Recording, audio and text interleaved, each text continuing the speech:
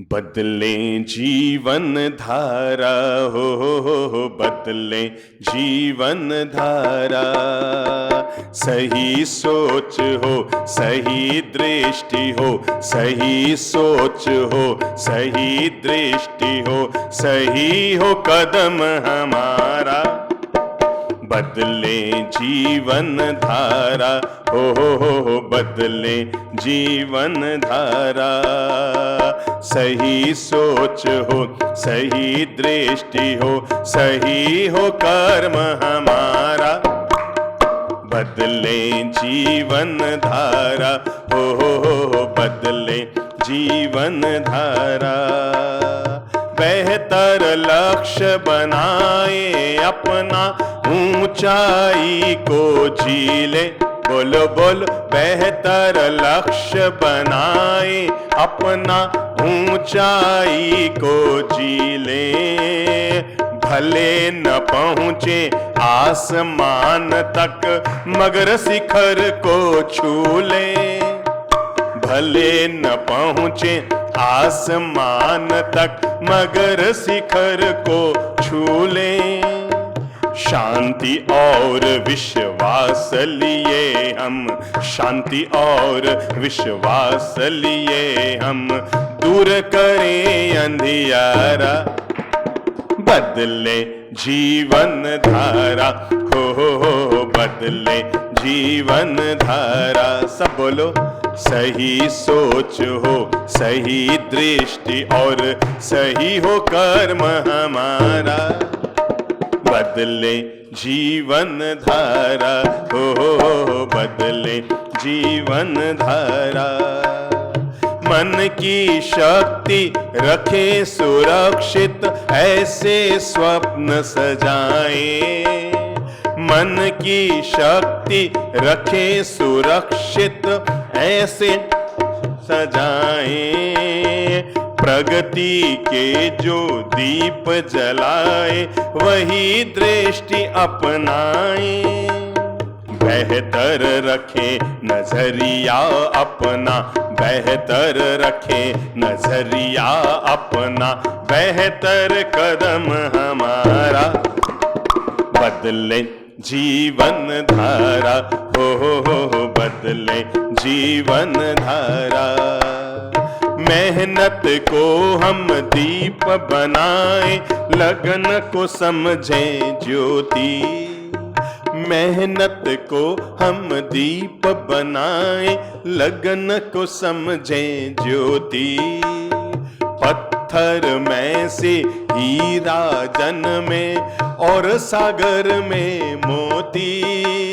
पत्थर में से हीरा जन्मे और सागर से मोती। ऐसी बाधाओं से डरना कैसा, बाधाओं से डरना कैसा, बाधाओं से डरना कैसा, मिलता स्वयं किनारा। बदले जीवन धारा हो बदले जीवन धारा। सही सोच हो, सही दृष्टि और सही हो कर्म हमारा। बदले जीवन धारा हो बदले जीवन धारा। कर्म स्वयं ही बने प्रार्थना, बल हो नैतिकता का। कर्म स्वयं ही बने प्रार्थना, बल हो नैतिकता का। सबसे प्रेम सभी की सेवा, धर्म हो मानवता का। सबसे प्रेम सभी की सेवा, धर्म हो मानवता का। चंद्रधरा को स्वर्ग बनाए, चंद्रधरा को स्वर्ग बनाए, घर घर हो उजियारा। बदले हो बदले जीवन धारा। सही सोच हो, सही दृष्टि हो, सही सोच हो, सही दृष्टि हो, सही हो कर्म हमारा, बदले जीवन धारा, हो बदले जीवन धारा, हा बदले जीवन धारा, हो बदले जीवन धारा। हमारे संपूर्ण जीवन का अगर कोई आधार होता है तो वो हमारे विचार होते हैं। ये तो हमने बचपन से बड़े बुजुर्गों से सुना है कि जैसा खावे अन्न वैसा रेवे मन। पर मैं 2 कदम और आगे बढ़ाते हुए आपकी विचारधाराओं को निर्मल और पवित्र करने की कोशिश कर रहा हूं और बात यह बताना चाह रहा हूं कि जैसा होता है आदमी का विचार वैसे ही बनता है उसका आचार। अगर कोई व्यक्ति अपने कर्म को अच्छा करना चाहता है, आचरण को अच्छा करना चाहता है, जबान को अच्छा करना चाहता है, नजरिए को अच्छा करना चाहता है, क्रियाकलाप और व्यवहार को अच्छा करना चाहता है, एक बात मानकर चलो, सारी चीजें अपने आप अच्छी हो जाएगी। केवल इसका जो दारोमदार है, मूल केंद्र बिंदु है और उसका नाम है विचार। अगर विचार सुधर गए तो आंखें कभी गलत नहीं देखेगी।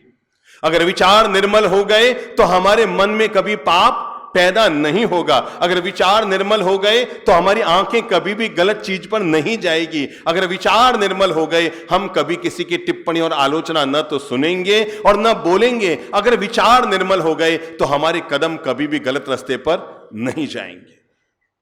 इसलिए आज जो मैं बात कर रहा हूं वो मनुष्य के उस विचारों को निर्मल करने की बात कर रहा हूं कि जिसके एक के ठीक हो जाने पर ऐसा नहीं कि आप ठीक हो जाएंगे। सच्चाई यह है अगर ये एक ठीक हो गया तो पूरी दुनिया ठीक हो जाएगी। न दुनिया में चोरी होगी, न दुनिया में रेप होगा, न दुनिया में डकैती होगी, न दुनिया में शैतानी होगी, न दुनिया में आतंक रहेगा, न दुनिया में बदमाशी होगी, न ही कोई किसी के धन को हड़पना चाहेगा। अगर एक चीज सुधर जाए और वो है आदमी के विचार। अरे सुधारक जगत की चिंता मत कर यार, अरे सुधारक जगत की चिंता मत कर यार, तेरा मन ही जगत है पहले इसे सुधार। तू अगर अपने आप को सुधार लेता है, अपने मन को, अपनी सोच को, अपनी विचारों को, अपनी मानसिकता को अगर व्यक्ति को सुधारने में सफल हो जाता है, सब कुछ दारोमदार अगर इंसान का होता है। राम के विचार सही थे इसलिए वो दुनिया में महापुरुष और भगवान बन गए, और रावण के विचार कलुषित हो गए थे इसलिए दुनिया में वो फूंका गया। कृष्ण और कंस दोनों की राशि एक, राम और रावण दोनों की राशि एक। अगर फर्क कहीं है तो उनके विचारों में है। राम के महान और उन्नत विचारों ने, राम के निर्मल विचारों ने उन्हें दुनिया में भगवान बना दिया, और रावण के कलुषित विचारों ने उसे दुनिया में शैतान का स्वरूप देकर के फूंके जाने योग्य बना दिया। जिनके विचार निर्मल रहे वो भगवान बनकर दुनिया में पूजे गए, और जिनके विचार कलुषित हो गए वो शैतान बनकर दुनिया में फूंके गए। इसलिए अगर कोई व्यक्ति अपनी जिंदगी में और कोई काम कर पाए या ना कर पाए, मंदिर जाए अच्छी बात है। खुदा न खास्ता कोई कारण से मंदिर न जा पाए, सामायिक न कर पाए, पूजा पाठ न कर पाए, आराधना न कर पाए, माला न जप पाए, तब भी अगर एक काम आपने कर लिया तो सारे काम अपने आप आपके साथ हो जाएंगे, और वह है आपने अपने विचारों को निर्मल कर लिया। आजकल एक अच्छा शब्द चला है GST। क्या है GST? ये लगभग व्यापारिक क्षेत्र में टैक्स से जुड़ा हुआ है, पर मैं इसे जीवन के क्षेत्र में जोड़ना चाहूंगा। GST, G का मतलब होता है गुड थिंकिंग। बोल लो, G का मतलब होता है गुड थिंकिंग। एक और बोलो, G का मतलब होता है, अंगुली रख के बोल लो, गुड थिंकिंग। G के बाद S हमें कहता है सिंपल लिविंग, और उसके बाद क्या है T। अगर जिसकी गुड थिंकिंग है, सिंपल लिविंग है, तो तय मान कर चलो उसके जीवन में तीसरा परिणाम अपने आप आएगा, और T का मतलब है टेंशन फ्री लाइफ, जिसे हम अपनी देसी भाषा में कह दें सादा जीवन उच्च विचार। सादा जीवन उच्च विचार किसी भी महापुरुष का होता है, यह पहला आचार कि सादा जीवन और उच्च विचार। ये सादा जीवन उच्च विचार को ही जीएसटी में कहते हैं गुड थिंकिंग। हमारी थिंकिंग अच्छी हो, हमारी विचारधारा निर्मल हो। जब भी सोचो भला सोचो, जब भी सोचो अच्छा सोचो, जब भी सोचो किसी के कल्याणकारी सोचो, जब भी सोचो दूसरों के लिए विकास की कामना करो। मेरे भाई, और कुछ हमारे हाथ में है कि नहीं है, पर अच्छे विचारों को रखना ये तो हमारे हाथ में है ना। दुनिया में हमारी भाग्य दशा साथ दे या न दे, हम किसी भी अच्छे ऊंचे नीचे कुल में पैदा हो जाएं, अमीर गरीब हो जाएं, चेहरे से काले गोरे हो जाएं, कोई दिक्कत नहीं। पर एक बात मानकर चलना, दुनिया में जितने लोग महान बने हैं, उनके महान बनने में रंग ने भूमिका अदा नहीं की। उनकी महान विचार शक्ति, उनकी महान सोच, उनका महान नजरिया, उनका महान लक्ष्य, इसी सब ने उनको दुनिया में भगवान और महान बनाया। जीवन हो पवित्र, हर चीज, अगर विचार पवित्र होंगे हमारा आहार भी पवित्र होगा, हमारा निहार भी पवित्र होगा, हमारा विहार भी पवित्र होगा, शयन जागरण भी पवित्र होगा। अरे आदमी दुनियादारी में जी रहा है तो दुनिया में जीना भी इंसान का पवित्र होगा अगर उसके विचार निर्मल होंगे। एक बार अपने आप को पूछिए कि जब मेरे विचार बहुत निर्मल होते हैं, मैं दूसरों के लिए भलाई की सोचती हूं, दूसरों के लिए अच्छे काम करने का सोच रहा होता हूं, या दूसरों के काम आ रहा होता हूं, जब मेरे मन में भाव होते हैं कि मैं अमुक व्यक्ति का भला कर दूं, मैं अमुक व्यक्ति के कल्याण की कामना कर दूं, मैं आपको कैसे बताऊं। भगवान श्री महावीर ने एक महान शब्द का प्रयोग किया है, आध्यात्मिक शब्द है, और उसका नाम है लेश्या मंडल। क्या नाम है? लेश्या मंडल। लेश्या मंडल का मतलब होता है व्यक्ति का आभा मंडल। सच्चाई तो यह है, आभा मंडल कुछ नहीं होता, जैसे व्यक्ति के विचार होते हैं, उन विचारों के आधार पर व्यक्ति का आभा मंडल रूप बदलता रहता है, रंग बदलता रहता है। भगवान कहते हैं अगर हमारे भीतर हिंसा का विचार है, अगर हमारे भीतर आक्रोश के विचार हैं, अगर हमारे भीतर क्रोध के विचार हैं, अगर हमारे भीतर वैर की प्रचंड गांठ हैं, अगर हम दूसरों के लिए हमेशा अशुभ और अकल्याण के सोच रहे हैं, अगर हम दूसरों को हमेशा गिराना चाह रहे हैं, अगर हमारे भीतर हमेशा कामना विषय वासना हमारे विचारों में हमेशा पलती रहती है, अगर हम सड़क पर चलते हुए किसी पर गलत नजर डाल रहे हैं, भगवान कहते हैं ये सब हमारी अशुभ लेश्याएं हैं। जिस व्यक्ति की विचारधाराएं अपवित्र होती है, जिस व्यक्ति की विचारधाराएं निर्मल नहीं होती, जो हमेशा अशुभ चिंतन करता है, जो हमेशा दूसरों को गिराने की सोचता है, जो हमेशा अपने मन में क्रोध, कषाय, आक्रोश, आग्रह इन सबको भरे रखता है, जिसके भीतर वैर की मजबूत गांठें पलती रहती हैं, भगवान कहते हैं उसका जो आवामंडल होता है वो हमेशा कलुषित होता है, काला होता है, उसका रंग कभी भी शुभ्र नहीं होता। पर जिसके मन में हमेशा दूसरों के प्रति प्रेम, मिठास, माधुर्य। दुनिया में एक फोटोग्राफी चलती है जिसका नाम है कल्याण फोटोग्राफी। आपको पता है उस फोटोग्राफी की खासियत क्या है? वो आदमी के चेहरे को नहीं पढ़ती, वो आदमी के मन को पढ़ती है। मैं आपको एक बात बताऊं, अगर आईने के सामने आज तक तो हमारा चेहरा दिखता है और कल से वो हमारा चरित्र दिखाना शुरू कर दे तो आदमी आईने के सामने नहीं जाएगा, पता नहीं आईना क्या दिखा दे। जब तक आईना हमारा चेहरा दिखा रहा है, हम दूसरों के सामने अपना आईने में चेहरा देख रहे हैं, और जिस दिन वो मनुष्य के चरित्र को दिखाना शुरू कर देगा, उसके विचारों को दिखाना शुरू कर देगा, उस दिन आईने के सामने जाने से आदमी घबराना शुरू हो जाएगा। तो कल्याण फोटोग्राफी जो हुई है, उसका जो जन्म हुआ है उस मनुष्य के विचारों को पढ़ने के लिए। और क्या उसके प्रयोग ये किए गए कि एक आदमी को कहा गया कि सामने गुलाब का फूल है, उसके पास जाओ, आजू बाजू में कांटे हैं, पर तुम्हें उसके पास जाकर के काटना नहीं है, केवल उसके पास जाकर के कैंची तुम्हें छूनी है। अब देखिए विचारधाराओं के आधार पर कैसे लेश्या मंडल बदलता है। वो कैंची लेकर आदमी वहां जा रहा है और कैंची से गुलाब की जो नीचे डंडी है उसको जैसे टच करता है और तत्काल फोटोग्राफी होती है। और फोटोग्राफी होते ही जब उसका रिजल्ट बाहर आता है तो देखते हैं गुलाब के फूल के आजू बाजू चारों तरफ आभा मंडल काला हो रहा है और मनुष्य के चेहरे के भी आभा मंडल काला हो रहा है। तब एक दूसरा व्यक्ति जाता है जिसको पहले से प्रेरित किया है, तुम जाओगे और गुलाब के फूल को बेहद प्यार करोगे, उसे चूमोगे। और वह आदमी गुलाब के फूल के पास पहुंचता है और जैसे ही पहुंचता है तत्काल फोटोग्राफी की जाती है, क्लिक, और जैसे ही उसका फोटो रिजल्ट बाहर निकल कर आता है, गुलाब का भी आभा मंडल उजला, निर्मल, गुलाबी कलर का, श्वेत कलर का, श्वेत रंग का हो जाता है। और आदमी का खुद का भी आभा मंडल गुलाबी कलर का और श्वेत कलर का और अग्नि कलर का हो जाता है। ये क्या है? ये हमारे विचारों के आधार पर बनने वाला हमारा आभा मंडल है।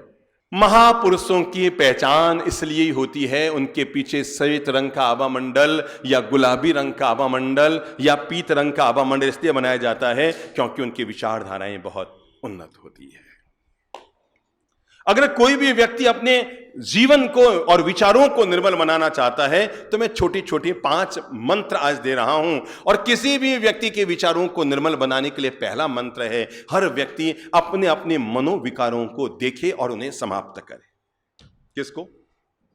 दुनिया का सबसे बड़ा अगर कोई कचरा घर है तो आदमी के अपने दिमाग में है। खास बात ये देखो, इसका आकार तो इतना सा है, इस दिमाग का आकार तो इतना सा है, पर इसकी खासियत है ये इसमें जितना कचरा आप डालना चाहो उतना कचरा लेने को तैयार है। इतना ज्यादा हम इसमें कचरा भरते रहते हैं। और इसलिए मैंने कहा पहला काम करें हम अपने जीवन में, और वो हर इंसान अपने अपने मन के विकारों को, अपने अपने मन के विकारों को समाप्त करे। देखो किसके भीतर कौन सा विकार है। कुछ लोग हैं जिनके भीतर क्रोध का विकार होता है। छोटा सा निमित्त आने पर ऐसा लगता है कि जैसे वो पेट्रोल की टंकी बने हुए हैं। एक छोटी सी दिया सलाई जलाकर उसके पास छोड़ी और वो भभकने को तैयार। दुनिया में 2 तरह के लोग होते हैं। अशुभ लेस्या वाला पेट्रोल की टंकी होता है, शुभ लेस्या वाला पानी की टंकी होता है। अशुभ लेस्या वाला डीजल का पात्र होता है, शुभ लेस्या वाला दूध का पात्र होता है। और फर्क क्या होगा पता है? देखो यहां पर 2 पात्र हैं, एक में 2 लीटर पेट्रोल डाला है और एक में 2 लीटर पानी डाला है। एक व्यक्ति ने आग लगाने के लिए तीली उठाई, तीली जलाई और पेट्रोल में डाली तो क्या होगा? आग भभक जाएगी। और अगर पानी में डाल दिया तो बस जीवन का ये पार समझ लेना। हमें तय करना है कि मैं पेट्रोल की टंकी बनना चाहता हूं या पानी की टंकी बनना चाहता हूं। अगर आप पेट्रोल से भरे हुए हैं, छोटा सा कोई निमित्त आएगा भभक जाएंगे, पर आपके भीतर पानी है। अब सोचो कोई आदमी से रोड से गुजरता हुआ जाए, यहां से संबोधि धाम से 2 किलोमीटर आगे क्या है? कायलाना झील, ठीक है। अब कोई आदमी शहर में से आए, एक मोटी लकड़ी उठाकर, मोटी वाली लकड़ी, जलती हुई लकड़ी उठाकर आए और इधर से जाता हुआ आपको नजर आए। आप पूछेंगे भैया ये इतना मोटा लठ जलाता हुआ कहां जा रहा है, इतना मोटा लकड़ा? वो कहेगा मैं जा रहा हूं कायलाना झील में आग लगा दूंगा। मुझे इतना सा बताओ, क्या ये बात सुनकर आपको हंसी आएगी कि नहीं? क्यों आएगी? क्योंकि आपको पता है दुनिया में किसी की ताकत नहीं, दुनिया में ऐसी कोई लकड़ी नहीं, दुनिया में ऐसी कोई चिंगारी नहीं, दुनिया में ऐसी कोई तूली नहीं जो पानी में आग लगा सके। अगर आग लगी है तो इसमें सारा दोस्त तीली का नहीं, जरूर आपका है, क्योंकि आपके भीतर क्या भरा था? पेट्रोल भरा था। तो हो सकता है कुछ लोग होते हैं जिनके भीतर क्रोध के विचार होते हैं। छोटी छोटी बातों में, छोटे छोटे निमित्तों से वे आग बबूला हो जाते हैं, छोटे छोटे निमित्तों में वो बरसने शुरू हो जाते हैं। भगवान कहते हैं नियंत्रण करो, अपने क्रोध के विकार को समाप्त करो। कौन कौन से विकार है? पहला विकार कौन सा है? क्रोध का विकार। इस क्रोध के विकार को समाप्त करो। अगर इसी तरह छोटी छोटे निमित्तों में आकर अगर आप गुस्सा करते रहेंगे, हाका होका करते रहेंगे, मेरे भाई एक लाइन हमेशा याद रखना, अगर है तेरा दिल साफ तो होंगे तेरे 100 कसूर माफ। अगर है तेरा दिल साफ तो हो जाएंगे तेरे 100 कसूर माफ। इसलिए दिल को साफ करने का पहला मंत्र दे रहा हूं, और वो है मनोविकारों को समाप्त करने में पहला काम करो। क्या मुझे धर्म के द्वार पर जाते हुए 25-25 साल हो गए, मंदिर में जाते हुए 40-40 साल हो गए, सामायिक करते हुए 25-25 साल हो गए, रोज मैं प्रतिक्रमण भी करता हूं, पर क्या अभी भी कोई छोटा सा निमित्त आने पर मेरे भीतर क्रोध की चिंगारी उठती है? कल्पना करो, एक महिला मंदिर से भगवान के दर्शन करके आई और जैसे ही पहुंची अपने घर में कि देख रही हो उसकी बहू रानी कैरी के अचार का 5 किलो का जो कांच का भांड होता है वो भांड उतार रही है, डिब्बा उतार रही है, और तेल से चिकना हुआ था भांड। बहू नई नई थी, थोड़ा हाथ फिसला, हल्का सा पांव फिसला और वो भांड नीचे गिर गया। भांड का मतलब समझ गए ना? अचार का जो कांच का डिब्बा होता है भांड, वो नीचे आके गिर गया।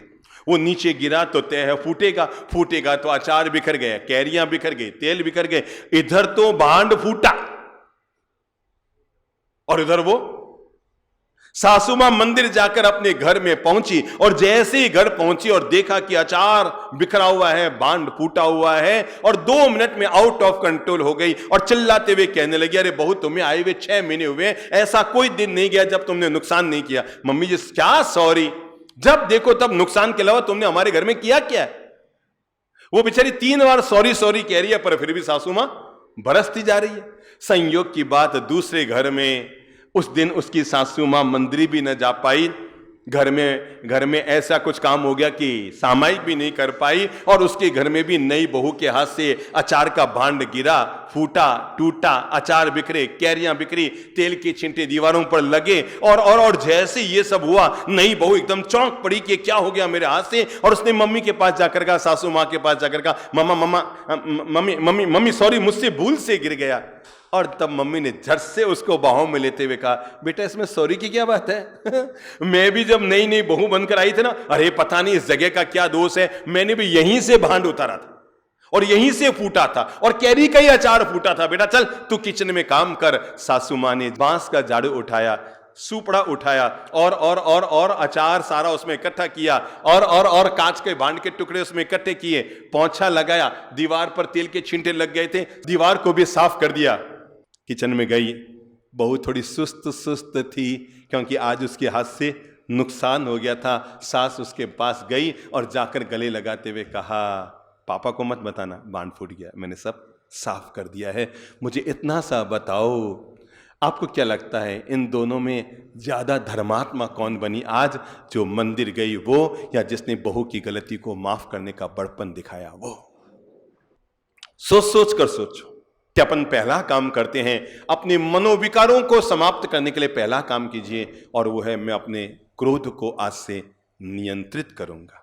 वो क्रोध जो मेरी हंसी की हत्या करता है, वो क्रोध जो मेरी खुशी को खत्म करता है, वो क्रोध जो मेरे कैरियर को चौपट करता है, वो क्रोध जो मेरे खाए पिए की शक्ति को खत्म कर देता है, वो क्रोध जो मेरे जीवन में 100 बीमारियों को पैदा करता है, वो क्रोध जो रिश्तों में दरार डालता है, वो क्रोध जो परिवार में आपस में बिखराव पैदा करता है, वो क्रोध जिसके कारण पति पत्नी में तलाक की नौबत आ जाती है, वो क्रोध जिसे भाई भाई अलग घर बसा लेते हैं, वो क्रोध कि जिसमें बाप बेटा आपस में लड़ झगड़ जाते हैं। मैं अपने जीवन में इस पहले विकार को समाप्त करता हूं, अपने विचारधाराओं को निर्मल करने के लिए पहला संकल्प लेता हूं, मैं अपने भीतर के क्रोध के विकार को समाप्त करूंगा। जिसने ये बाजी जीत ली, समझ लो उसने जीवन की बाजी जीत ली। मैं अपने क्रोध को क्या करूंगा? नियंत्रित करूंगा, कंट्रोल, अपने आप पर कंट्रोल। अगर हम छोटी छोटी बातों में आग बबूले हो जाएंगे तो तय मानकर चलना, रोज रोज आप पत्नी पर चिल्लाएंगे तो आखिर आप क्या होगा? समझो यहां पर एक स्प्रिंग है, लोहे की स्प्रिंग है, सीधी पड़ी है, कोई दिक्कत नहीं, पर आप जैसे उसको दबाना शुरू करेंगे तो क्या होगा? सोचो सोचो, हैं? छोटी नहीं होगी, ताकतवर हो जाएगी। केवल छोटी नहीं होगी, वो ताकतवर हो जाएगी। आपने ठीक है महीने 2 महीने में कभी पत्नी को टोक दिया, कोई बात नहीं, पर आप रोज रोज टोकेंगे तो तय मानकर चलो आखिर एक दिन उसकी भी क्या होगी? जबान खुलेगी। और कल्पना ये करो कि अभी तक तो आप बोल रहे थे, जिस दिन उसने वापस आपके सामने बोलना शुरू कर दिया, तब घर में आपकी क्या इज्जत रहेगी? एक जवाई ने अपने ससुर को फोन किया, अजी साहब आपने भी क्या बेटी दी है, इसमें दिमाग नाम की चीज नहीं है। क्या है? जवाई ने अपने ससुर को फोन किया, दामाद ने, साहब आपने क्या बेटी दी है और इसमें दिमाग नाम की चीज नहीं है। तो ससुर ने कहा, भाई अपने दिमाग की तो बात हुई नहीं थी, आपने तो हाथ मांगा था, दिमाग तो आपने मांगा भी नहीं था। आपने क्या मांगा था? हाथ मांगा था, मेरी बेटी के हाथ आपके हाथ में दिया, दिमाग नाम की तो कोई बात भी नहीं हुई थी। अगर आप अपनी तरफ से हर समय आक्रोश भरे शब्दों का इस्तेमाल करेंगे तो वापस आपको यही वही सुनने को मजबूर होना पड़ेगा। मन का दूसरा विकार, पहला क्या है? क्रोध का विकार। मन का जो दूसरा विकार है, अपनी विचारधाराओं को निर्मल करने के लिए, अपने विचारों में पलने वाले दोष को हटाने के लिए पहला तय करो, मैं क्रोध के विकार को, विचार को हटाती हूं। और दूसरा भीतर में जो मनुष्य के विकार होता है वो है अहंकार का। मैंने बोला ऐसा नहीं किया, मैंने ऐसा कहा तुमने ऐसा नहीं किया। छोटी छोटी बातों में अगर आदमी का ईगो टकराता रहेगा, अरे भाई ठीक है तुमने कहा, मान लिया गया, अच्छी बात है, न माना गया तो ऐसा तो दुनिया में है ही नहीं संभव कि दुनिया में हर किसी की कही हुई बात को सामने वाला पूरा का पूरा मान ले। फिर तो आदमी अपनी निजी आजादी के जीवन जी नहीं पाएगा कि घर में एक आदमी जो बोलेगा पूरे घर वाले केवल उसी को फॉलो करते रहे, मानते चले जाएं, तो घर के बाकी लोग तो अपनी जिंदगी जी नहीं पाएंगे। आप घर में बड़े हैं, अपनी तरफ से सुझाव दे दो, अनुरोध कर दो, 2 बार और कह दो बेटा तुम्हारे लिए ऐसा करना ठीक है, ऐसा करना ठीक नहीं है, पर सामने वाला वैसा न कर पाया तो इसको अपने ईगो का पॉइंट मत बनाओ कि मैं कहो और सामने वाला यूं क्यों नहीं करी। भगवान कहते हैं अपने क्रोध के विकार को समाप्त करो, अपने अहंकार के विकार को समाप्त करो, अपने कुशील के विकार को समाप्त करो, अपने भीतर पलने वाली माया के विकार को समाप्त करो। मेरे भाई, अगर सजाना है तो अपनी आत्मा को सजाओ, केवल शरीर को सजाने से क्या होगा? जिंदगी में केवल शरीर को मत सजाते रहो जिसको एक दिन मिट्टी में मिल जाना है। जिंदगी में केवल उस शरीर को मत सजाते रहो जिसको एक दिन मिट्टी में मिल जाना है। अगर सजाना है तो अपनी उस आत्मा को सजाओ जिसको एक दिन परमात्मा के बोलो पास जाना है। सजानी है जिंदगी में तो अपनी उस आत्मा को सजाओ जिसको एक दिन परमात्मा के पास जाना है। आज पहला नियम बना लो अपने विचारों को निर्मल करने के लिए, विचारों की मानसिकता को निर्मल करने के लिए पहला निर्णय कर लो, मैं अपने विकारों को समाप्त कर रहा हूं। नंबर 2, जीवन में हमेशा उदार और पवित्र विचारों के मालिक बनिए। क्या कहा मैंने? उदार और पवित्र विचारों के मालिक बनिए। अपेक्षा मत कीजिए कि सामने वाला मुझे सॉरी कहे तो ही मैं उसे माफ करूं। महापुरुषों का पहला ही लक्षण यही होता है, वो हमेशा उदार दिल के होते हैं। वो छोटी मोटी बातों को नेग्लेक्ट कर देते हैं। उदारता के दोनों लाभ मैं बताऊंगा। पहला है रिश्तों में उदारता बनाए रखो। अगर कोई छोटी मोटी बात होगी उसको नेग्लेक्ट कर दो, भूल जाओ, ठीक है। दुनिया में ऐसा कोई नहीं है जिसमें कोई कमी ना हो, दुनिया में ऐसा कोई नहीं है जिसमें कोई कमजोरी ना हो। मुझे याद है एक क्लास में सारे बच्चे पढ़ाई कर रहे थे, अचानक एक बच्चा जोर से चिल्लाया, सर मेरी सोने की अंगूठी खो गई। टीचर चौंकी, यार स्कूल में पहली बार आज कोई बच्चा बोल रहा है मेरी क्या खो गई? सोने की अंगूठी खो गई।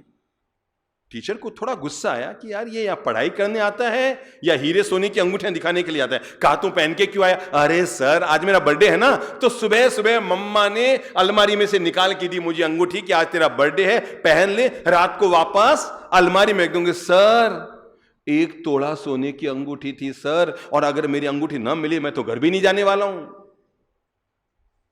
पड़ोस में बैठे हुए बच्चे ने कहा, सर बिल्कुल अंगूठी तो थी, इसने मुझे कहा था मेरे चुभ रही है तो इसने सामने निकाल के रखी थी, और ये 2-3 मिनट हुए ये लिख रहा था और अंगूठी यहां से गायब हो गई। टीचर को लगा यार ये कहता है अंगूठी खो गई, बगल वाला बच्चा कहता है मैंने देखी भी थी, इसका मतलब 2-3 मिनट में क्लास में कोई आया नहीं, कोई गया नहीं। उन्होंने कहा एक काम करो, क्लास के दरवाजे बंद करो। दरवाजे बंद हो गए। कहा खिड़कियां बंद करो, खिड़कियां बंद हो गई। बल्ब जला दिए गए, ट्यूबलाइट जला दी गई, और टीचर ने तब क्लास में घोषणा की मैं सभी बच्चों की तलाशी लूंगा। बच्चे चौंके। आज तक स्कूल के इतिहास में कभी भी क्लासरूम में किसी भी बच्चे की तलाशी नहीं ली गई थी। आज ये पहली बार तलाशी की बात कहां कैसे उठ रही है। पर अब बच्चे की सोने की अंगूठी खो गई तो तलाशी लेना भी जरूरी था, नहीं तो स्कूल का नाक कट जाता।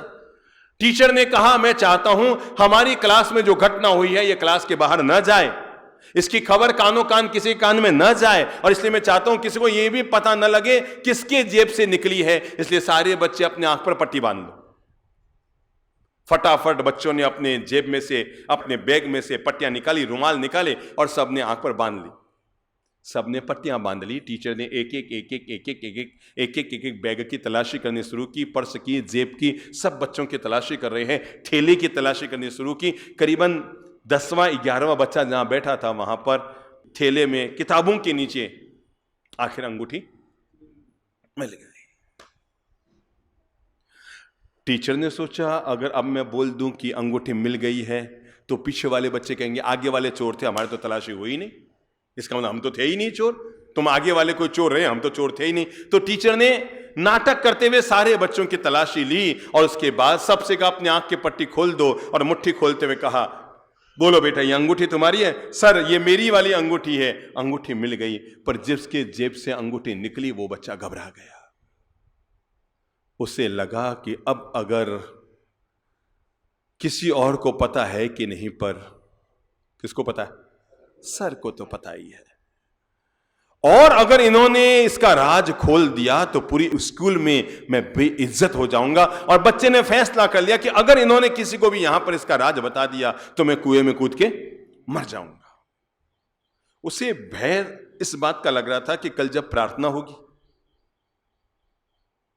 और हजारों बच्चे स्कूल के इकट्ठे होंगे और हो सकता है तब अध्यापक महोदय, सर, टीचर कोई बात उठाते हुए बात ही बात में ना कह दे कि हमारे स्कूल में अब चोरियां होनी शुरू हो गई है, और उसी दौरान कहीं मुझे क्या करे, खड़ा ना कर दे। वो बड़ा घबराया। अगले दिन स्कूल आया, सबसे पीछे जाकर, रोज तो आगे होता था पर आज सबसे पीछे जाकर प्रार्थना में खड़ा हो गया ताकि मेरा चेहरा टीचर को नजर ना आए। टीचर बड़ा महान निकला, उसने अगले दिन भी कोई जिक्र नहीं किया, उसके अगले दिन कोई जिक्र नहीं किया। महीना, 2 महीना, साल, 2 साल, 5, 10 साल बीत गए, बात आई गई हो गई। धीरे धीरे वो अंगूठी चुराने वाला बच्चा उस शहर का एक अमीर आदमी बन गया। और एक दिन उसी स्कूल का जब वार्षिक समारोह था तो उस व्यक्ति को समारोह का मुख्य अतिथि बनाकर बुलाया गया। वो व्यक्ति पहुंचा, उसे उम्मीद नहीं थी कि उसी समारोह में वो रिटायर्ड हुए उसके टीचर भी आएंगे। खास बात देखो क्या गजब व्यवस्था रही। यहां आदमी की कुर्सी लगी थी और उसके बिल्कुल बगल में वही वो वृद्ध टीचर, और वो आदमी घबराया, अरे हो सकता है आज ये अपना भाषण जरूर देंगे और ये मुझे पहचानते हैं, और उस समय नहीं कहा पर आज बताएंगे कि आदमी इतना बड़ा शहर का अमीर आदमी है। सच्चाई तो ये है कि मैंने इसे माफ किया तब ये आगे बढ़ पाया। उसे लगा कि कहीं ये बात खुल न जाए, मुझे टीचर से अलग से जाकर कमरे में बात करनी चाहिए। उसने कहा, सर, कहा, बोलो बेटा, मुझे आधा मिनट आपसे अलग से बात करनी है। मंच के पीछे रूम था। टीचर को लेकर वो व्यक्ति रूम में गया और जाकर उनके चरणों में साष्टांग प्रणाम करने लगा और प्रणाम करते हुए कहने लगा, सर, आज मैं जो कुछ हूं आपकी बदौलत हूं। अगर आपने मुझे उस समय अंगूठी चुराने में माफ न किया होता और लोगों को बता दिया होता तो मैं तो कुएं में कूद के ही मर गया होता। तो टीचर ने कहा, मतलब वो उस दिन क्लास में अंगूठी चुराने वाले तुम थे? तो उस व्यक्ति ने कहा, मतलब आपको पता ही नहीं है? टीचर ने कहा, भाई, मैंने केवल बच्चों के ही आंख पे पट्टी नहीं बंधाई, मैंने खुद के भी आंख पर पट्टी बांध रखी थी। मैंने केवल तुम बच्चों की आंख पे पट्टी नहीं बांधी थी, मैंने अपने भी आंख पर पट्टी बांध रखी थी। मैं नहीं चाहता था कि कोई बच्चा न केवल बच्चों की नजरों से न गिरे, अपितु मैं ये भी चाहता था वो बच्चा मेरी नजरों से भी न गिरे, और इसलिए मैंने अपनी आंख पर भी पट्टी बांध रखी थी। और तब वो युवक, तब वो अमीर व्यक्ति उसे टीचर के चरणों में दोबारा साष्टांग प्रणाम करने लगा। कहा, सर, कल तक तो मैं आपको टीचर मानता था, पर आज पता लगा आप तो चलते फिरते भगवान हो। ठीक है, दुनिया में गलती किससे नहीं होती, गलतियां हमसे भी 100 होती है, हो ध्यान रखना। आप ये मत सोचना कि उसी से 4 गलतियां हुई। गलतियों का नियम है, नजर आ जाए तो गलती है और नजर न आए तो बात खत्म है। गलतियां हमसे भी होती है, हम भी कई बार गलतियां कर देते हैं। जिन गलतियों के लिए आपने अपनी बहू को टोका है, ईमानदारी से याद करो, क्या जिंदगी में उन गलतियों को आपने किया है कि नहीं किया है? जिन गलतियों के लिए, जिन भूलों के लिए आपने अपने बच्चों को टोका है, ईमानदारी से याद करो, क्या वे सब भूलें हमने अपनी जिंदगी में नहीं की? अरे हम बच्चे को तो 1 सेकंड में टोक देते हैं, हाथ धोया कि नहीं, पर हम जिंदगी में कई बार बिना हाथ धोए भी बैठे हैं। जिन चीजों के लिए हम औरों को उपालम देते हैं, मनुष्य की जबरदस्त आदत होती है, दूसरों की गलतियों पर नजर गाड़ता है और अपनी गलतियों को नजरअंदाज करता है। दूसरों की गलतियों पर नजर गाड़ता है और अपनी गलतियों को नजरअंदाज करता है। गलतियों से जुदा तू भी नहीं, गलतियों से जुदा मैं भी नहीं, क्योंकि दोनों इंसान हैं, खुदा तू भी नहीं और मैं भी नहीं। ये तो गलत फहमियां कभी कभी पैदा कर देती है दूरियां, वरना मन का पापी तू भी नहीं और मैं भी नहीं। अगर हम छोटी छोटी बातों को लेकर आपस में उलझते रहेंगे, थोड़ा उदार दिल के रहो, ठीक है, उसने कह दिया कोई बात नहीं। अगर आप उसे अभी भी ढो रहे हैं सच्चाई यह है, तारीख बीत जाती है, महीना बीत जाता है, साल बीत जाता है, कैलेंडर उतर जाता है, पर बातें हम दिमाग में ढोते रहते हैं। मुझे उस समय उसने ऐसा क्यों कहा था? मन को निर्मल करने के लिए, विचारधाराओं को निर्मल करने के लिए, अपने आप को हल्का फुल्का रखने के लिए निर्णय कर लो, मैं उदार दिल का रहूंगा, मैं अपने मन को बहुत पवित्र रखूंगा, छोटी मोटी बातों को लेकर, छोटी मोटी उलझनों को लेकर, छोटी मोटी माथाफोड़ियों को लेकर अपने आप को उलझाऊंगा नहीं। और उदार दिल होने का दूसरा मतलब है अपनी तरफ से अपना हाथ हमेशा छोटे मोटे कामों में खुला रखो। आपको लगता है ना, आपका कर्मचारी है, उसके घर में थोड़ी दिक्कत है, पत्नी डिलीवरी में है, या घर में किसी को बुखार आ गया है, या घर में किसी की तबीयत बिगड़ गई है, या उसकी बूढ़ी मां को कैंसर हो गया है, वो पहले भी आपसे 8,000 रुपये ले चुका है और आपको पता है कि वो जैसे महीना पूरा होगा वेतन के साथ फिर 2,000 रुपया मांगने वाला है। मेरे भाई, अपने मन को उदार कीजिएगा, और उदार करते हुए ये अपेक्षा मत करना कि वो मांगे तो मुझे उसे क्या जवाब देना है। जिंदगी में महापुरुष वो नहीं होते जो किसी के मांगने पर मुंह से जवाब देते हैं, महापुरुष वो होते हैं जो किसी के मांगने पर हाथ से जवाब देते हैं। ठीक है भैया, कोई बात नहीं, इस साल मैं ये सोचूंगा कि मैंने पुण्य कार्य तो करना ही था, तेरी मां के इलाज में 10,000 मैंने और खर्च कर दिए, कोई दिक्कत नहीं, उदार रखो, ठीक है भाई, कोई बात नहीं, ले जा, तू ले जा, तेरे काम आएगा, तू उपयोग कर लेना, कोई दिक्कत नहीं है, तू कर लेना, कोई दिक्कत नहीं है, मेरे बर्तन पुराने हो गए, तेरे काम आ जाएंगे। मन को केवल बड़ा करना होता है, मन को केवल बड़ा करना होता है। इसलिए मैं कहूंगा, विचारों को निर्मल और पवित्र रखने के लिए दूसरा काम कीजिए, हमेशा उदार दिल के मालिक बनिए। वो कहानी आपको याद है ना, जब एक अमीर व्यक्ति जिसके यहां एक चौकीदार काम करता था और उसका काम था ऑफिस के बाहर ध्यान रखना, जैसे ही घंटी अंदर से बजती चौकीदार उठकर अंदर आ जाता। आज पता नहीं उसने 2 बार घंटी बजाई, पर देखा चौकीदार अंदर नहीं आया, और बाहर जाकर देखा तो चौकीदार झपकी लिए हुए है। न केवल झपकी लिए हुए है, अपितु उसकी आंख में से आंसू की 2 बूंद भी टपक रही है। न केवल आंसू की 2 बूंद टपक रही है, अपितु उसके हाथ में एक चिट्ठी भी है। मालिक ने सोचा ये कभी ऐसे झपकियां नहीं मारता, आज ये बड़ा सुस्त सुस्त है, आंखों में आंसू क्यों है, और ये हाथ में इसके चिट्ठी पोस्ट कार्ड क्यों है।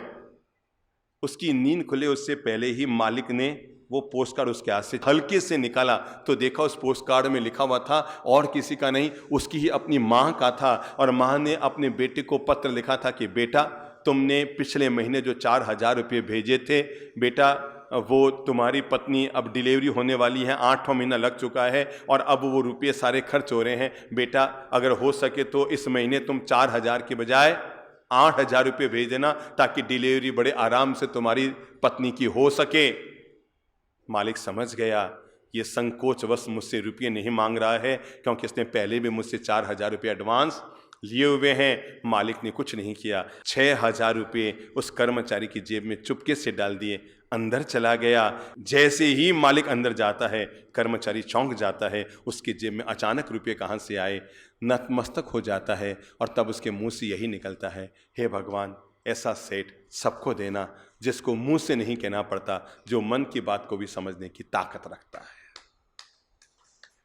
मैं अनुरोध आपसे ये करना चाह रहा हूं, अपने मन को उधार कर लो। आपकी 2 साड़ी पुरानी हो गई ना, आप इंजारी कर रहे हैं, वो बर्तन बेचने वाला आएगा, हैं?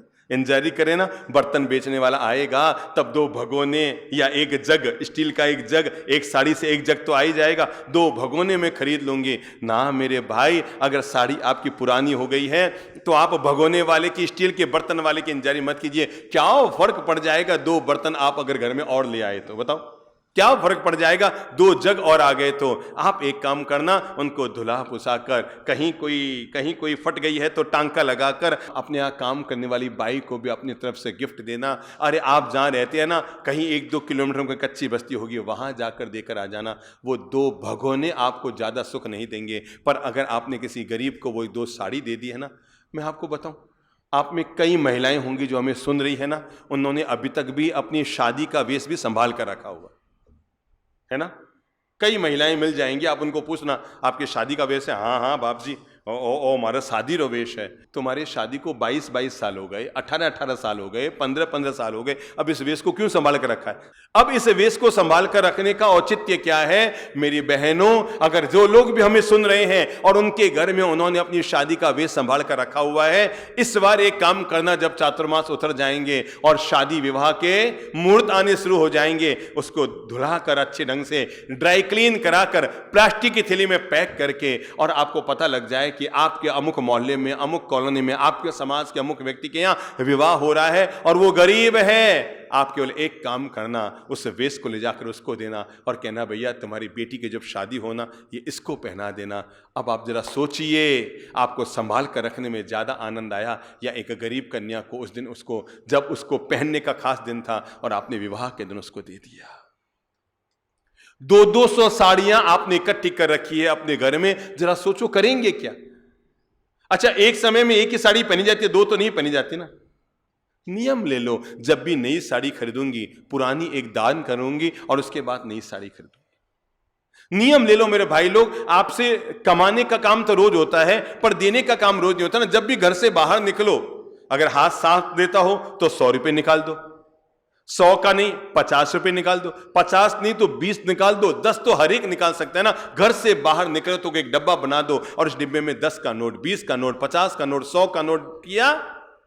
वो किसान की कहानी याद है ना, जो किसान 4 आने कमाता था, एक अपने माता पिता के लिए, एक अपने बीवी बच्चों के लिए, एक भविष्य की निधि के लिए, और चौथा आना नेकी कर कुएं में डाल।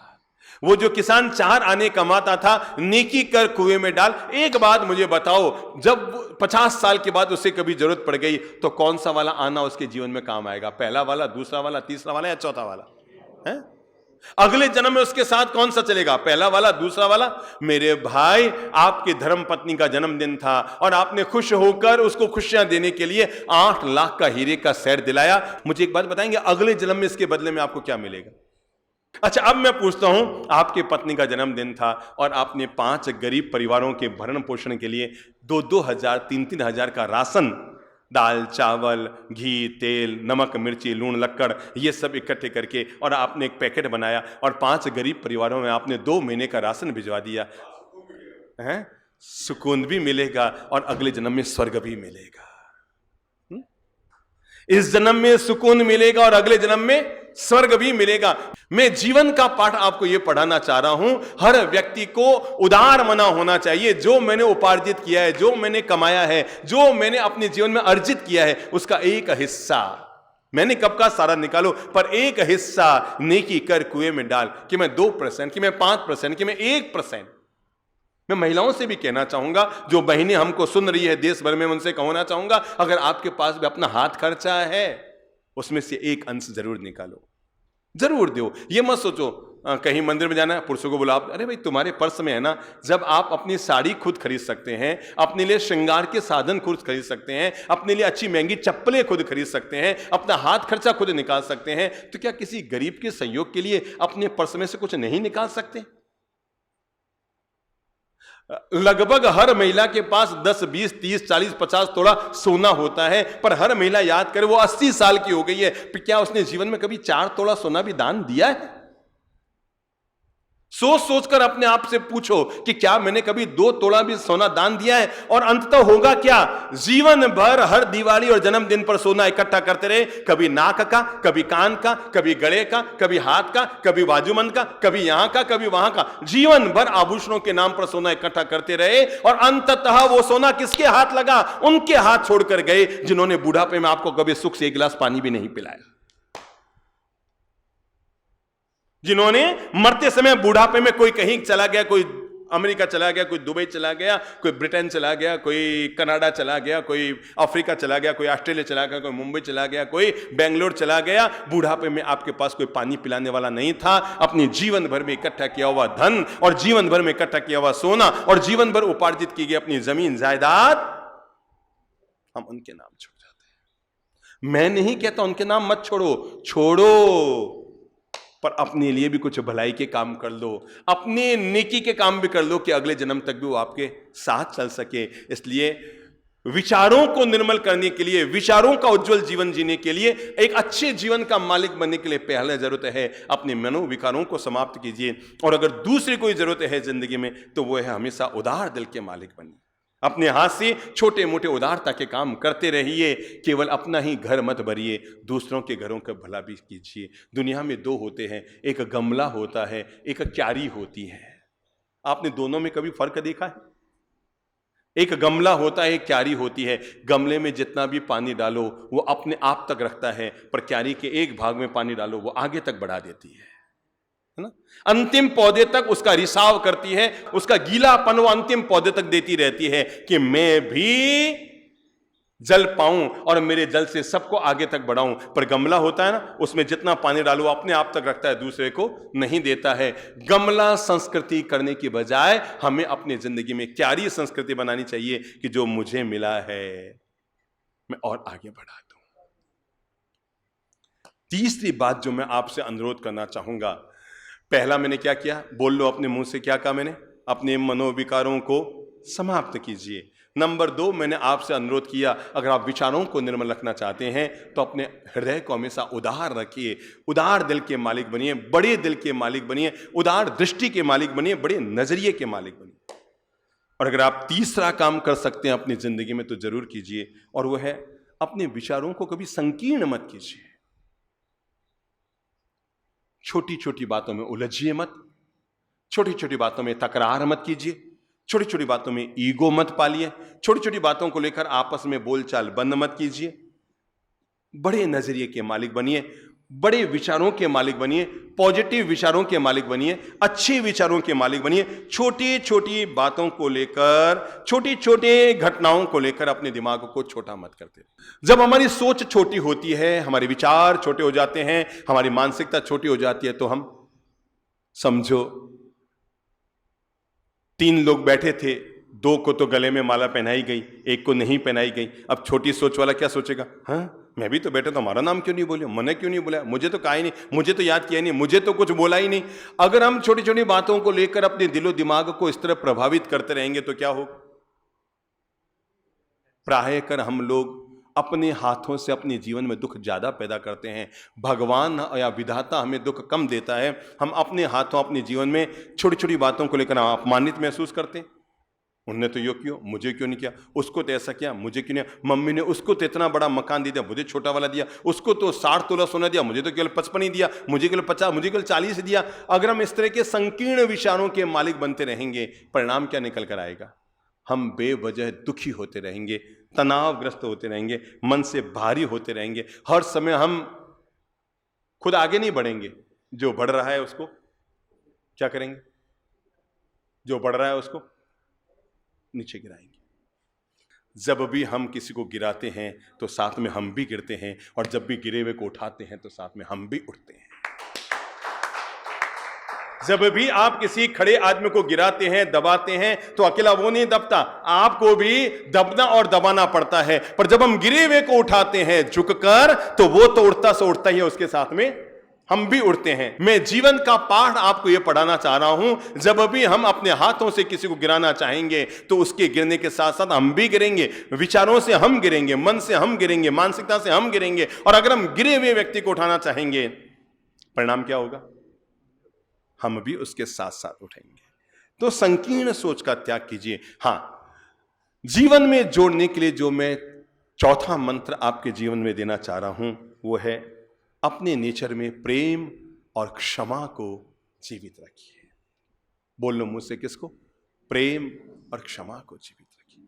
जिस व्यक्ति के मन में प्रेम पलता है, जिस व्यक्ति के अंतर विचारों में क्षमा पलती है, तय मानकर चलो वो व्यक्ति हमेशा महान विचारों का मालिक होता है, उन्नत विचारों का मालिक होता है, बड़े जीवन का मालिक होता है, अच्छे जीवन का मालिक होता है। पहला मंत्र मैंने क्या कहा? किसके मालिक बनिए? प्रेम और क्षमा के मालिक बनिए। मनुष्य के विचारों का अगर सबसे अच्छा स्वरूप कोई हो सकता है तो वह है हमारा दिमाग प्रेम से भरा हुआ। हम सबसे प्रेम करें, हमें कोई पराया नजर न आए।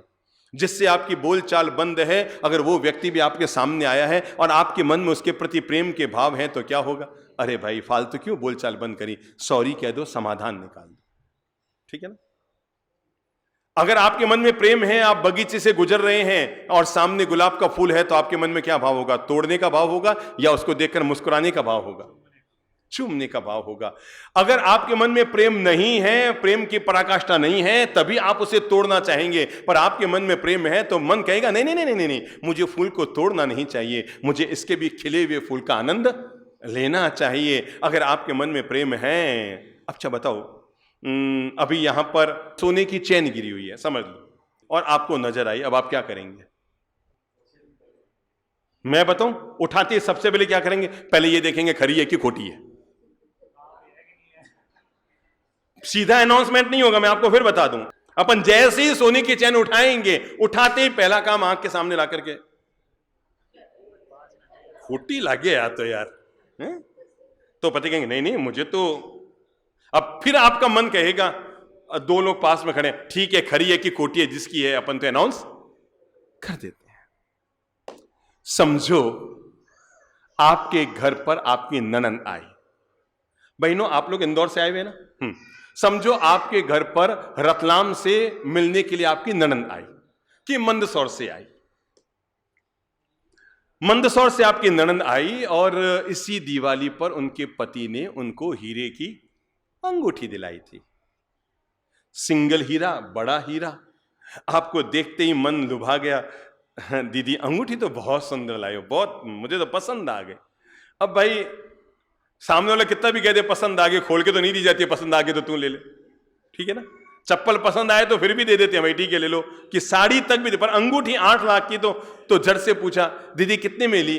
अरे अरे अभी दिवाली पर तुम्हारे जीजा जी ने 8.5 लाख में मुझे अंगूठी। अरे अंगूठी तो मस्त है, मेरे तो सीधी दिल में उतर गई, बहुत प्यारी, मैंने ऐसी जिंदगी में इतनी सुंदर, क्या बनावट है, कितनी सुंदर अंगूठी है। अगले दिन सुबह 6 बजे की बस से दीदी वापस रतलाम मंदसौर रवाना हो गए। नहा धोकर बस स्टैंड पे जाके बस से उतरी, ऑटो में चढ़ी और अपने घर जाकर ऑटो से उतरी। और जैसे ही वो अपना सूटकेस उतारने वाली थी ऑटो से, कि उसकी नजर पड़ी अंगुली पर और देखा अंगूठी गायब।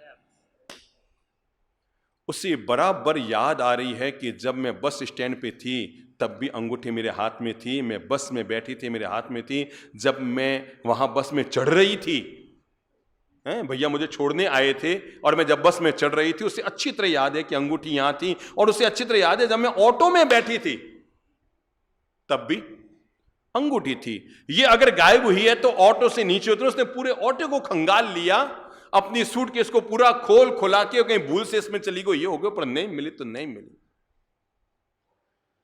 1% मन ने कहा कि यार पहन के तो आई थी, पर एक बार इंदौर फोन करके पूछ लूं, कहीं मेरे दिमाग में बहम पल्ला और वो वहीं रह गई हो। अचानक फोन आया, बिल्कुल वो तो बिल्कुल हाउजुजू हो गई थी, वो तो कांप रही थी कि क्या जवाब दूंगी, घर में 8.5 लाख की अंगूठी इसी दिवाली में आए और गायब कहां हो गई। मोबाइल उठाया, किसको फोन किया? अपनी भाभी को, कि भाभी हाँ हाँ पहुंच गया, आराम से पहुंच गई हूँ, पर भाभी एक बहुत बड़ी दिक्कत हो गई है। मुझे तो अच्छी तरह याद है कि जब मैं यहाँ ऑटो में थी तब भी अंगूठी मेरे हाथ में थी, बस में भी मेरे अंगुली में थी, और भैया जब छोड़ने आए थे मुझे याद है मैंने सूटकेस उठाई थी, मैंने अंगूठी अपनी अंगुली में देखी, पर खुदा ना खास्ता कहीं दिमाग में कुछ चूक हो गया। आप एक काम करना, थोड़ा बाथरूम में जाके देख लो, मैं नहाई थी तो कहीं वहां पट्टी पड़नी भूल गई हूं बस। आप क्या कहेंगे? चालू रखो, फोन में जा रही हूं और आपको पता है अंगूठी तो है ही नहीं, क्योंकि वो कह रही है बस में मेरे हाथ में थी, ऑटो में उतरी तो मेरे हाथ में थी, और जब जब जब वहां से चढ़ी बस में तब भी मेरे हाथ में थी, तो अंगूठी तो यहां है ही नहीं। आपने कहा दीदी मोबाइल चालू रखो। आप बाथरूम में गई, लाइट ऑन किया, सामने आड़ा था और आले में वो अंगूठी पड़ी नजर आई। आपके पास केवल 10 सेकेंड है। अब कितने? कौन सी वाली अंगूठी? वो जिसके लिए आपने 10 बार दीदी से कहा था कि मुझे तो गले उतर गई है, मुझे तो बहुत पसंद आई, बहुत सुंदर है। और वो वाली अंगूठी जो आपको पता है कि 8.5 लाख की है, वो वाली अंगूठी जिसके लिए वो कह रही है मैं तो पहन के ही आई थी, बस में मेरी अंगुली में थी, उसको खुद को पता है। अब वो पूछे कि वो अंगूठी कहीं वहां तो नहीं है आपके पास। अब आप ये तो नहीं कह सकते 1 घंटा में बताती हूं, क्या करेंगे? ये कहेंगे आधे घंटा में बताती हूं। अरे यार, सामने एक बड़ी खिड़की है, सामने आड़ा है, बताना तो अभी बताओ। आपका जीवन भर का सारा धर्म, कर्म, पुण्य, पाप, सामायिक, प्रतिक्रमण, आराधना सब आपके सामने आके खड़ी होगी। अगर आपने उन 10 सेकंड में हां कह दिया तो बिना सामायिक किए 1000 सामायिक का पुण्य पा लिया, बिना मंदिर गए मंदिर जाने का पुण्य पा लिया, जीवन भर की सारी आराधना का फल पा लिया। और वो आधा मिनट आपके लिए पूरा जीवन भर का धर्म सामने आ गया। अगर आपने उस अंगूठी को देखकर कह दिया यस, समझ लो आपने बाजी जीत ली। और अगर मन में, विचारों में एक लोभ का अंकुरण जगा और आपने कह दिया अरे अरे अरे दीदी, मेरे तो खुद की छाती धक धक धक धक धक धक कर रही है, अरे मेरे तो दिमाग काम नहीं कर रहा है, यहां तो कुछ, मैं तो पूरा बाथरूम खंगाल लिया, मैं तो खुद ही दिमाग काम नहीं कर रहा है। मेरे भाई, जीवन भर में की गई 1000 सामायिकें और 1000 बार भगवान के मंदिर, 1000 बार तपस्या, 1000 बार की आराधना एक साथ नीचे फिसल गई। अगर आपने कह दिया नो, यहां तो अंगूठी नहीं है। मैं जीवन का पाठ आपको ये पढ़ाना चाह रहा हूं कि जब आपको दुख प्रिय नहीं है तो तय मानकर चलो दूसरों को भी दुख प्रिय नहीं है। जब भगवान महावीर से पूछा गया कि जैन धर्म में इतने सारे आगम हैं, हम सबको तो कैसे पढ़ेंगे, कैसे हम भगवती सूत्र को पढ़ें, कैसे हम आचारांग उत्तराध्ययन को पढ़ें, कैसे हम सारे आगम और शास्त्रों को पढ़ें, तो हमें 2 लाइन में सारा सार समझा दो। तो भगवान ने कहा जब इच्छसि अपणत्तो जंग च न इच्छसि अपणत्तो तंग इच्छा परस्य विया इति अगम जिन शासन। भगवान ने कहा जिन शासन क्या है, जैन धर्म के आगमों का सार क्या है, तो उन्होंने कहा जंग इच्छसि अपणत्तो जंग च न इच्छसि अपणत्तो। जो तुम अपने लिए चाहते हो वही तुम सबके लिए चाहो, और जो तुम अपने लिए नहीं चाहते वो किसी के लिए भी मत चाहो। बस इतना ही जिन शासन है, यही अरिहंतों का उपदेश है, यही तीर्थंकरों का सार संदेश है, और यही संपूर्ण आगमों का सार है। जो तुम अपने लिए चाहते हो वही तुम दूसरों के लिए चाहो। पीड़ा भोगना क्या आपको अच्छा लगता है? Yes no?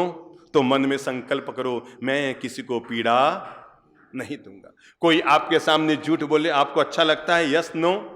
तो संकल्प करो मैं कभी किसी के सामने झूठ नहीं बोलूंगा। कोई आप पर चीखे चिल्लाए आपको अच्छा लगता है? कोई आपको अपमानित करे तो नहीं ना? तो आप ये संकल्प करो मैं अपनी ओर से किसी को अपमानित नहीं करूंगा। आज हम वही पाते हैं जिनका हमने कल बीज बोया है। अगर आप आने वाले कल को अच्छी फसलें काटना चाहते हैं तो इसके लिए जरूरी है कि आज बीज हम अच्छे बोएं। अगर आने वाले कल को आप अच्छी फसलें पाना चाहते हैं तो इसके लिए जरूरी है आज हम बीज अच्छे बोएं। भगवान कहते हैं जो तुम अपने लिए चाहते हो, सोचो तुम अपने लिए क्या क्या चाहते हो। हर आदमी सोचे वो अपने आप के लिए क्या चाहता है। क्या उस पर कोई गुस्सा करे उसको अच्छा लगता है? नहीं ना? तो मन बना लो मैं कभी किसी पर गुस्सा नहीं करूंगी। जब आप बहू थी, याद करो, जितनी सासू माताएं हमारे प्रवचन को सुन रही है, मैं हर सासू मां से कहूंगा जब आप बहू थी और आपकी सासू मां छोटी छोटी बात पर टोकती थी, याद करो आपको अच्छा लगता था कि बुरा? क्या बुरा? तो अब आपको क्या करना है?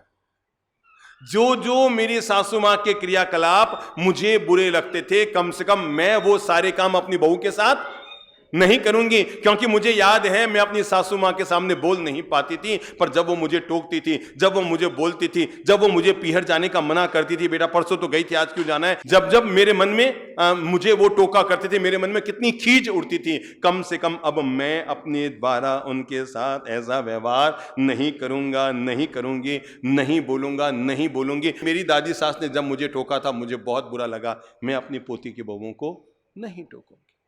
जो तुम अपने लिए चाहते हो वही तुम सबके लिए चाहो। विचारों को निर्मल और पवित्र रखने के लिए दूसरा काम याद रखो, और वो है अपने हृदय में हमेशा क्षमा के भाव रखो।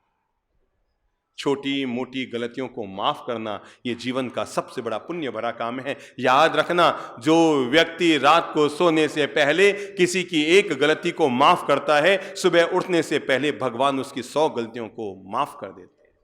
पक्का मानकर चलना, अगर आपने किसी की एक गलती को माफ कर दी है तो भगवान आपकी 100 गलतियां माफ कर देगा। अगर आपने किसी को दंडित किया तो वापस दंड पाओगे, पर आपने किसी को माफ किया है, ठीक है हो गया, आप बोल दो कोई बात नहीं, हो गया। धर्मपत्नी को बोल दिया करो कोई बात आपके मन, कोई बात नहीं, उस सुबह बात बिगड़ गई थी, आई एम सॉरी, चलो कोई बात नहीं, हो गया हो गया। पति होने का मतलब ये नहीं कि आप हमेशा अकड़ कर रहे हैं। सास होने का मतलब ये नहीं कि आप कभी न झुकें, अमचूर की तरह हमेशा अकड़ कर रहे हैं। अरे भाई, बड़े होने की क्या पहचान? बड़े आदमी की क्या पहचान? आम कच्ची होती है ना, तब तक कैरी कच्ची भी होती है और खट्टी भी होती है, और जैसे जैसे कैरी पकती है तब तक मीठी भी होती है और झुकना भी शुरू हो जाती है। पकेंगे आम तो मीठे होंगे और कच्चे रहेंगे तो अकड़ कर खट्टे रहेंगे। दिल में क्षमा के भाव रखो। एक बात याद रखना, उबलते हुए पानी में तो खुद का चेहरा भी साफ नजर नहीं आता। देख लेना आज ही ट्राई कर लेना, गैस के चूल्हे पर एक भगोना पानी चढ़ाकर अपना चेहरा देखना, उबलते हुए पानी में तो खुद का चेहरा भी सही नजर नहीं आएगा। तो जरा सोचो, सोच कर सोचो, हम अपनी मनोदशाओं को अगर हम ठीक नहीं कर पाए और हर समय क्रोध और कषाय में भरे रहे तो हम मन की शांति के मालिक कैसे बने? छोटी सी घटना हो गई, हम आंदोलित हो गए, किसी ने दो टेढ़े शब्द हमें क्या बोल दिया, दो शब्द कोई बोल दे, कहीं आप गए हैं और आपके मन के प्रतिकूल दो शब्द, आप झट से आउट हमको लौट जाए। आप हमको समझते क्या है? आप जानते मैं कौन हूं, मैं कहां से हूं, पता है आपको? अरे आप मेरे शहर में आओ ना, आपको पता लगेगा मेरे शहर में मेरा नाम कितना चलता है। अरे भाई, माना कि तुम राजा हो, पर राजा का मतलब पहला यही होता है, जो विनम्र होता है, जो सुशील होता है, वो राजा होता है। मुझे कोई पूछे कि किसी भी व्यक्ति का राजा होने का मतलब क्या है, अमीर होने का मतलब क्या है, शरीर जिसका स्वस्थ हो, दुनिया में उससे बड़ा कोई अमीर आदमी नहीं। व्यवहार जिसका हमेशा शालीन हो, दुनिया में उससे बड़ा कोई अमीर आदमी नहीं। वाणी जिसकी हमेशा मीठी हो, चित्त में जिसके सहनशीलता हो और हृदय में जिसके प्रसन्नता हो, मुझे एक बात बताओ, उससे बड़ा अमीर दुनिया में कौन होता है? तो आप ये सोचते हैं मैं बड़ा आदमी, मैंने ऐसा कहा। मेरे भाई, जिंदगी अगर जीना सीखना है ना, तो कुकर से सीखो। किससे? आप लोग कुकर यूज करते हैं ना? जरा एक बात बताओ, जब कुकर में नीचे आग तेज होती है और अंदर भाप तेज होती है तो वो क्या करता है? सीटियां मारता है। बस सीख लो ना, जिंदगी जीना सीखना है तो कुकर से सीखो। नीचे गैस की आग, अंदर भाप का संताप, फिर भी सीटियां मारकर जिंदगी का मजा लेता रहता है। यह जिंदगी जीने का फलसफा है। छोटी मोटी घटनाएं दुनिया में किसके जीवन में नहीं होती, पर अगर आप बड़ा कर सकते हैं, अगर आपकी तिजोरी बड़ी नहीं है, पर्स बड़ा नहीं है तो कोई दिक्कत नहीं, गाड़ी बड़ी है नहीं है तो कोई दिक्कत नहीं, कोठी बड़ी नहीं है तो कोई दिक्कत नहीं, ऑफिस बड़ी नहीं है तो कोई दिक्कत नहीं, आप एक चीज बड़ा कर लो, आप दुनिया के सबसे अमीर आदमी बन जाओगे, और वह अपना दिल बड़ा कर लो। आपकी कोठी बड़ी नहीं है कोई बात नहीं, ऑफिस छोटी है कोई बात नहीं, पर्स छोटा है कोई बात नहीं, कार छोटी है कोई बात नहीं, आपका फार्म हाउस में बिल्कुल छोटा सा है कोई बात नहीं, पर आपके पास एक चीज है जो आप बड़ी कर सकते हैं। जो एक चीज अगर बड़ी हो गई तो दुनिया की हर चीज बड़ी हो जाएगी, और उसका नाम क्या है? आप अपना दिल बड़ा कर दो। अगर आपका दिल बड़ा है, आप बड़े दिल के मालिक हैं, आप हमेशा बड़े दिल के साथ लोगों के साथ पेश आते हैं, आप जीवन की बाजी जीत जाएंगे। और जो मैं अंतिम बात कहकर आज की बात खत्म कर रहा हूं, और वो है, फिर से दोहरा लो, नंबर 1, मनोविकारों को समाप्त करो। नंबर 2, हमेशा उदार दिल के मालिक बनो। नंबर 3, संकीर्ण विचारों का त्याग कर दो। नंबर 4, अपने भीतर प्रेम और क्षमा को हमेशा जीवित रखो। और नंबर 5, हमेशा सर्व सुख की कामना जीवित रखो। शब्द को ध्यान से सुनना, स्व सुख नहीं, क्या क्या क्या, सर्व सुख। क्योंकि हमारे यहां संस्कृति ने हमें यही पाठ नहीं पढ़ाया कि भगवान तुम मुझे सुखी कर, हमारे यहां पाठ पढ़े हैं सर्वे भवन्तु सुखी, कि यहां सभी लोग सुखी हो, सबके जीवन में मांगल्य हो, सबके जीवन के कल्याण की कामना हो। तो अपने जीवन में 5वां मंत्र जोड़कर रखो, बोल लो मुंह से, सर्व सुख की कामना। याद रखना, दुखी आदमी तो कभी सुखी हो सकता है, बोल लो, बोल लो, दुखी आदमी तो कभी सुखी हो सकता है, पर दूसरों को दुख देने वाला कभी सुखी नहीं हो सकता। आज आपके जीवन में कोई दुख और संताप है, आप सुखी कभी ना कभी हो जाएंगे, पर अगर आपके क्या कहा मैंने, आपने किसी और को दुख दिया है, वक्त अगर खराब है किसी का तो साथ मत छोड़ो, क्योंकि वक्त तो आज नहीं तो कल सुधर जाएगा। पर जिसकी नीयत खराब है उसके साथ कभी मत रहो, क्योंकि नीयत इंसान की कभी भी सुधरती नहीं है। और ऐसे ही आज आपके जीवन में दुख है तो सुख में तब्दील हो जाएंगे, पर जीवन भर अगर आप दूसरों को दुख दे रहे हैं तो जीवन में कभी भी आप सुख हासिल नहीं कर पाएंगे। तो मैं आपसे अनुरोध इस बात का कर रहा हूं कि अगर हम कर सकते हैं तो एक काम करें, और वो है कि हम सर्व सुख की भावना, मुंह से बोल लो, क्या है? सर्व सुख की भावना। हमारी आर्थिक स्थिति ठीक नहीं है तो क्या हुआ, हम अपनी मानसिक स्थिति तो ठीक रख सकते हैं ना। हमारी आर्थिक स्थिति ठीक नहीं है पर हम अपनी मानसिक स्थिति, दुनिया में अगर इंसान एक चीज को ठीक कर ले और वह अपनी मानसिक स्थिति को ठीक कर ले, वो एक्टिवा में भी खूब आनंद लेगा, वो साइकिल में भी खूब आनंद से जिएगा, उसको जीवन में जो जैसी सुविधाएं मिल रही है वो लुक्की दाल रोटी में भी खूब आनंद से जिएगा, वो छोटी सी कुटिया में भी खूब आनंद से जिएगा, वो छोटी सी सुविधाओं में भी खूब आनंद से जिएगा। अरे मेरे भाई, सभी के जीवन में कोई एसी लगे हुए महंगी कारें और एसी लगे हुए महंगे बंगले तो नहीं होते नहीं है ना। अभी भी दुनिया में 95% लोग ऐसे हैं जिनके घर में एसी नहीं है। अभी भी दुनिया में 50% लोग ऐसे हैं जिनके घर में कूलर नहीं है। अभी भी इस दुनिया में 25% लोग ऐसे हैं जिनके पास रहने को पक्का मकान नहीं है। मेरे भाई, दुविधाओं को देखने जाएंगे तो ईश्वर ने हमसे कई कई ज्यादा गुना दुविधाएं किन्हीं को और को दे रखी है, और सुविधाओं को देखने जाएंगे तो ईश्वर ने कई लोगों से 1000 गुनी सुविधाएं हमें ज्यादा दे रखी है। तो हमारी आर्थिक स्थिति ठीक है कि नहीं खास बात नहीं है, पर हमारे लिए यह खास बात है हमारी मानसिक स्थिति ठीक है कि नहीं। याद रखना, हमें जिंदगी में वही मिलता है जो हम दूसरों को देते हैं।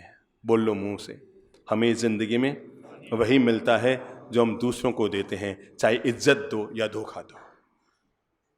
हमें जिंदगी में वही मिलता है जो हम अपनी ओर से दूसरों को देते हैं। अगर आपने दूसरों को इज्जत दी है तो आज नहीं तो कल आपके सामने भी यही लौट कर आएगी, और अगर आपने दूसरों को धोखा दिया है तो आज नहीं तो कल आपके सामने यही लौट कर आएगा। भगवान कहते हैं, स्व सुख की, स्वार्थ की वृत्ति से बाहर निकलकर अपने भीतर परमार्थ की बुद्धि लेकर आओ, और सर्व सुख की प्रार्थना। जब भोजन भी करने बैठो ना, सामने गर्मा गर्म मालपुए, गर्मा गर्म खीर, गर्मा गर्म भोजन आया है, सीधे खाना शुरू मत कर दो, सीधे टिकाना शुरू मत कर दो। उस समय आधा मिनट के लिए आंख बंद करो। हे ईश्वर, जितना सुखकारी भोजन तूने मुझे दिया है, मेरी इच्छा है आपके हाथ में ये तो नहीं है कि आप सबके सामने थाली परोस सकें, हर भूखे को आप भोजन करा सकें, पर आपके हाथ में इतना सा तो है ना कि आप इतनी सी भावना भालें, हे ईश्वर, जैसा तूने मुझे सुख का भोजन दिया है, ऐसी थाली इस दुनिया में रहने वाले हर जीव को, हर मनुष्य को, हर प्राणी को ऐसे सुख का भोजन देना। सर्वे भवन्तु सुखिनः। जिंदगी में 5 मंत्र अपने आप से जोड़ लीजिए। नंबर 1, मैं कभी किसी को पीड़ा नहीं पहुंचाऊंगा। नंबर 2, मैं अपने जीवन को सदा ईमानदारी से जीने की कोशिश करूंगा। नंबर 3, मैं अपने चरित्र के प्रति हमेशा निष्ठाशील और ईमानदार रहूंगा। याद रखना, हम जब भी कोई गलत काम करते हैं, कोई और देखने वाला हो या ना हो, आप भगवान को भी हो सकता नहीं मानते होंगे, भगवान क्या देख सकता है, पर तब भी कोई एक होता है जो उसको देख रहा होता है। वो आप, उस देव का नाम क्या है? उस देव का नाम है, दुनिया के किसी भी देव को झुठला सकते हो, पर हमारे भीतर एक देव बैठा है जिसका नाम है आत्मदेव। क्या नाम है? बोल लो मुंह से, क्या नाम है? आत्मदेव। और ये वो देव है जिससे कोई बात छुपे ना, क्योंकि इसके नयन 1000, इस मन के, इस आत्मा के, इस अंदर के, हमारी सोच के 1000 नयन हैं। इसलिए हमेशा याद रखना, और कोई देखे कि ना देखे, पर आप जरूर देख रहे हैं। नंबर 4, जो भी मेरी हैसियत है, बोल लो मुंह से, जो भी मेरी हैसियत है, फिर से बोलो मुंह से, जो भी मेरी हैसियत है, मैं दूसरों की मदद जरूर करूंगा। जो भी, बोल लो मुंह से। मैं नहीं कहता 1 लाख का दान करो कि 10 लाख का दान करो कि 1 करोड़ का दान करो, 1 रुपया भी बहुत होता है, और कभी कभी 10 पैसा भी बहुत होता है। जो भी मेरी हैसियत है, अरे कभी कभी पैसा नहीं, और कई तरह के सहयोग होते हैं हम जो दूसरों को दे सकते हैं। जो भी मेरी हैसियत है, मैं उसके दूसरों का सहयोग जरूर करूंगा। नंबर 5, मैं हमेशा व्यसन मुक्त जीवन जीऊंगा।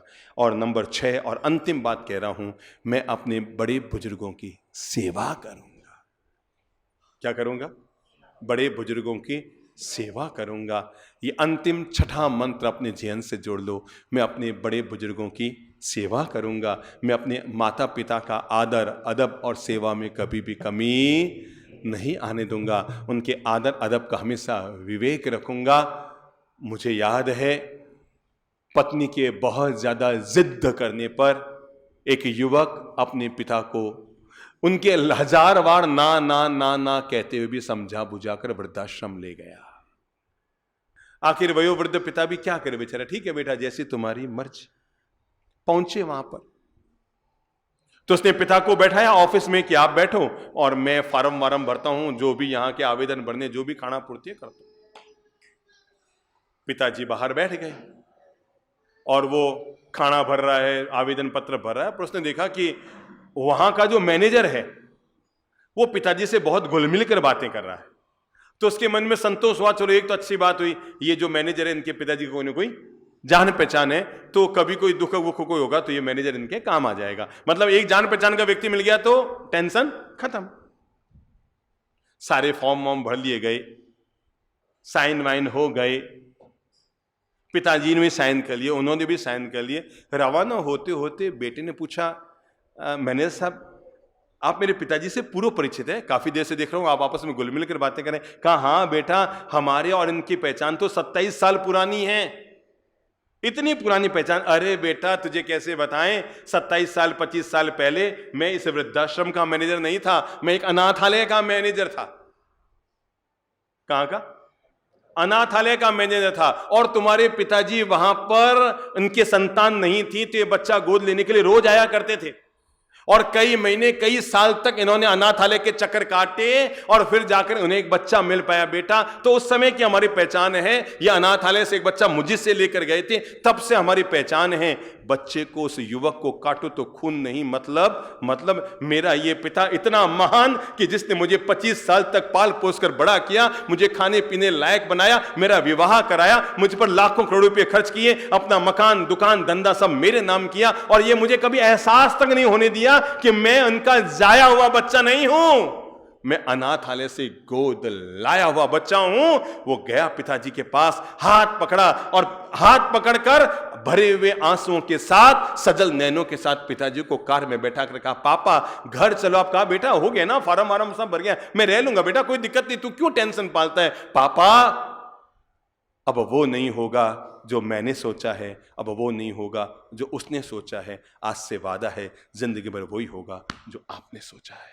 क्योंकि आज मुझे पता लगा मैं कितना निकृष्ट हूं कि अपने उस महान पिता को, जो मुझे गोद लेकर आए थे किसी अनाथालय से, एक यतीम खाने से अनाथ बच्चे को नाम दिया, जिन्होंने अपना और जीवन भर पाल पोस कर आपने मुझे बड़ा किया, पर जीवन में वृद्धाश्रम जाते समय भी आपने ये एहसान मुझ पर नहीं जताया कि बेटा मैंने तेरे लिए क्या किया, और मैं कितना निकृष्ट निकला, कैसे महान पिता को भी वृद्धाश्रम ले आया।